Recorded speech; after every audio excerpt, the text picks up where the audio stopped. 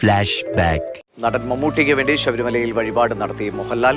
മുഹമ്മദ് കുട്ടി എന്ന പേരിലാണ് ഉഷപൂജയ്ക്കായി മോഹൻലാൽ തിരുവിതാംകൂർ ദേവസ്വം ബോർഡിൽ പണമടച്ചത്.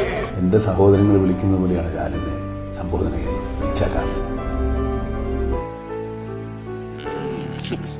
End of flashback.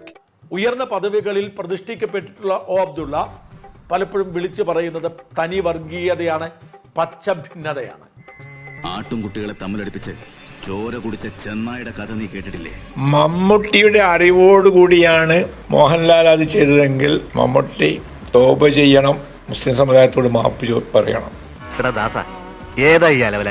ഇതിനൊക്കെ എന്താ വേണ്ടെന്നറിയോ? അവന്റെ മുഖം പിടിച്ചിട്ട് തേക്കാത്ത ചുമരും അങ്ങോട്ടും ഇങ്ങോട്ടും ഇട്ടങ്ങോട്ട് ഒരിക്കൽ അദ്ദേഹം പറഞ്ഞ് ഏൽപ്പിച്ചാണ് അത് ചെയ്തതെങ്കിൽ അത് മഹാ അപരാധമാണ്.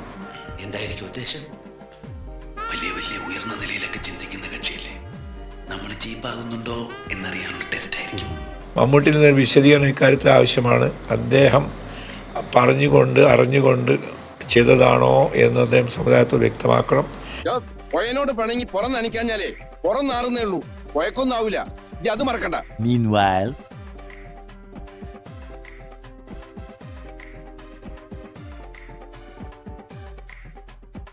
അബ്ദുവിനോട് പറഞ്ഞേക്ക്, നീ ഓനെ ഈ നാട്ടിൽ കണ്ട അറുത്തറുത്ത് നമ്മള് നായിക്കിട്ട് കൊടുക്കുന്നു. അപ്പൊ നമ്മളെ കൈ കിട്ടിയ ഒരു പുഴുങ്ങിട്ട് മുളകിട്ട് തിന്നും.